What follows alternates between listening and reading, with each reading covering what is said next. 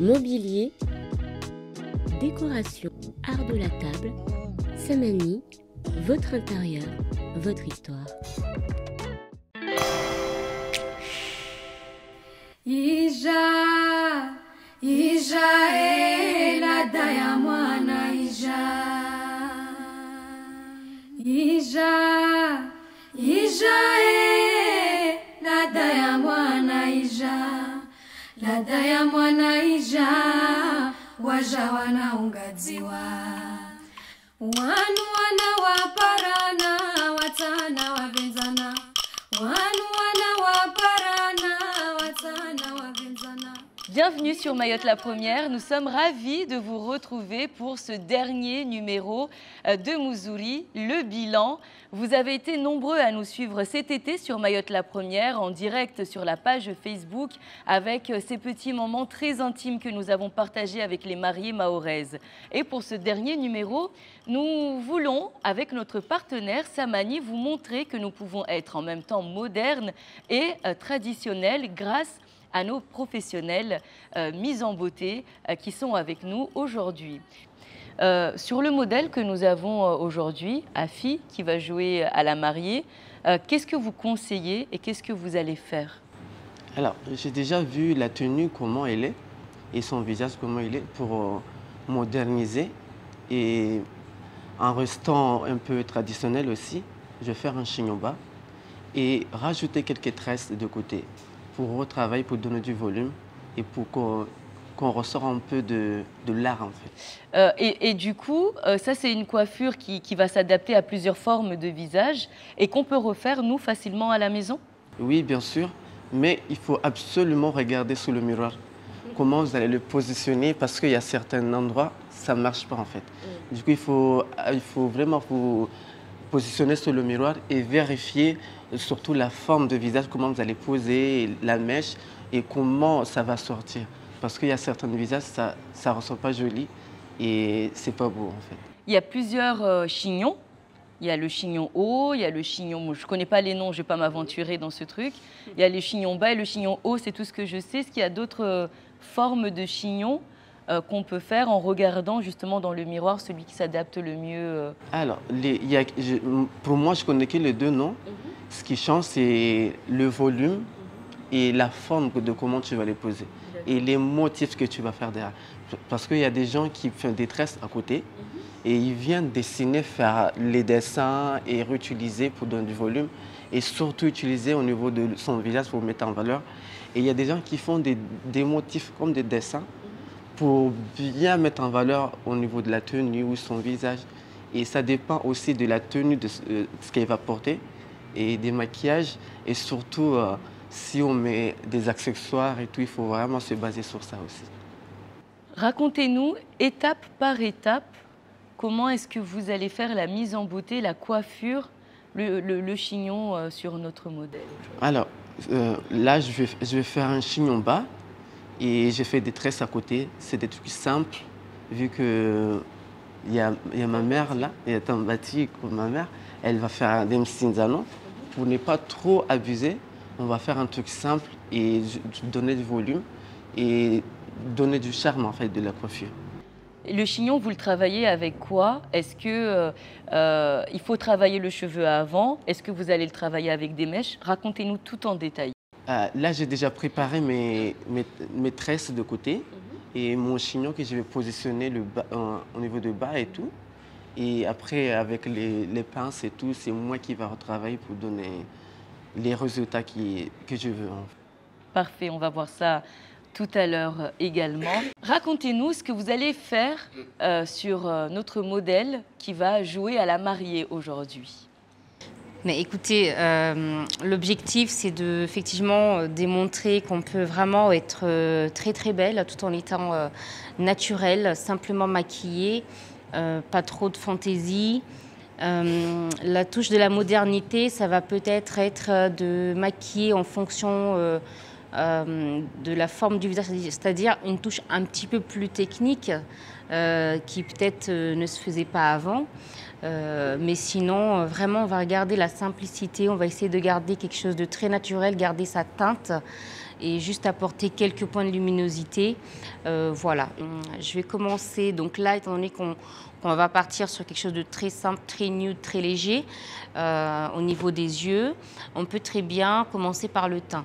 Puisque si on devait un petit peu charger les yeux, on aurait commencé par les yeux pour éviter les retombées, renettoyer les retombées au niveau des cernes ici.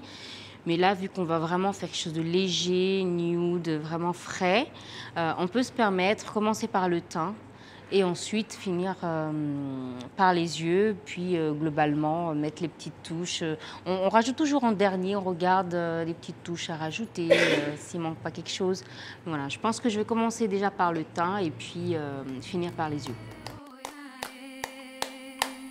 Anika mwana na lada, bewangu mwana siti. Anika mwana na lada, bewangu mwana siti. Anika mwana na lada, bewangu mwana siti. Anika mwana na lada, bewangu mwana siti. Bewangu mwana siti. Bewangu mwana siti. Bewangu mwana siti. Bewangu mwana siti. Alors, et si on commence étape par étape, la poudre que vous utilisez, est-ce que c'est du Talmalandi, du Mcinzano? Qu'est-ce que vous utilisez? Alors moi j'utilise du Talmalandi, de Chirongi, de chez nous. Deuxièmement, avec le Mnyongo.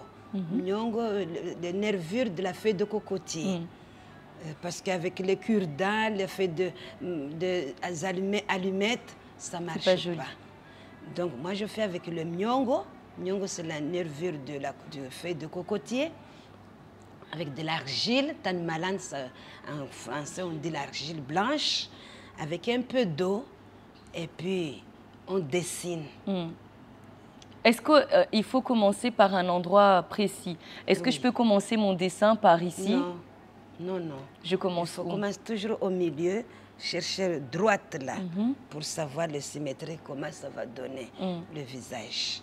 Et puis, je le décore, bien sûr, avec un petit mgengue frais rouge. Je ne sais pas comment on appelle le mgengue frais. On comprendra. C'est quelque chose qu'on trouve dans... C'est une fleur.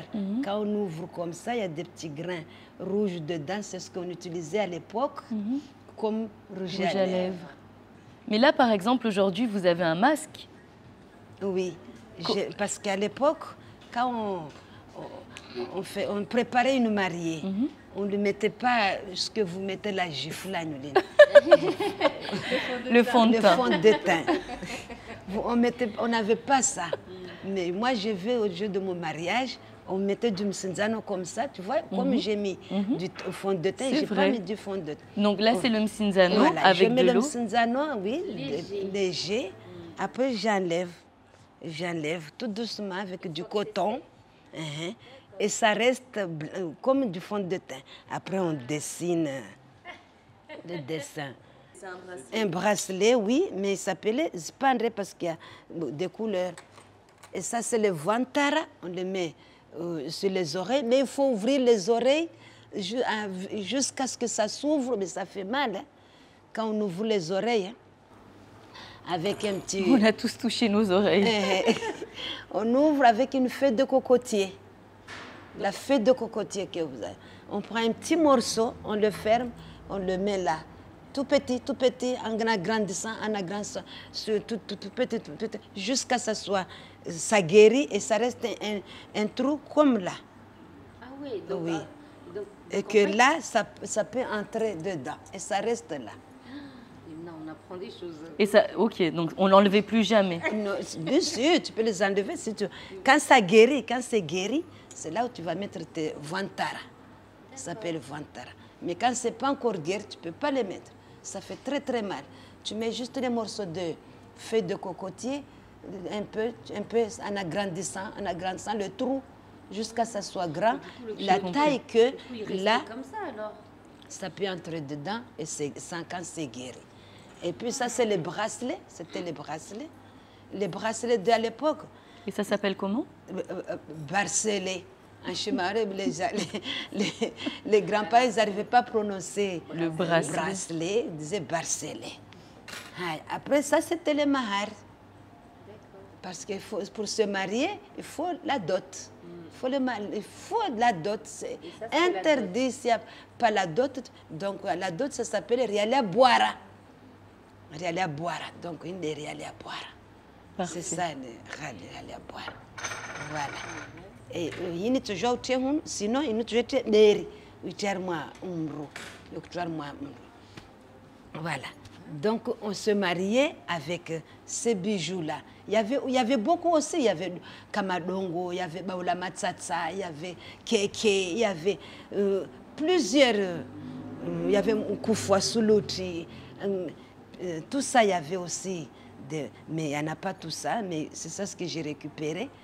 Ils sont là pour montrer aux gens qui ne connaissaient pas. Et on va les mettre sur notre mariée. On va les mettre sur la mariée. Merci beaucoup pour tous les conseils. On va passer à la mise en beauté. Vous allez découvrir notre mariée du jour. Ija, Ija, la daya mwana Ija. Ija, Ija, la daya mwana Ija. La daya mwana Ija, waja wanaungadziwa. Bwana harusi mungwana na mungwana kaliamana. Mbambo riureme upasuha. Mbambo riureme upasuha. Et c'est ainsi que se clôture cette toute première saison de votre émission Muzuri sur Mayotte la Première. On clôture la saison ici à Samani où tout a commencé. Encore une fois, un grand merci à ce partenaire qui nous a fait confiance. Merci également à toutes les familles, aux mariés, aux professionnels de beauté qui ont accepté de nous accompagner. On espère qu'on vous a donné beaucoup d'amour et peut-être même qu'on vous a donné envie de vous marier. Pas d'inquiétude, vous pouvez retrouver toutes les émissions Muzuri sur le site internet de Mayotte la Première. En attendant la prochaine saison, aimez-vous à la folie et passionnément sur Mayotte la Première. Et à très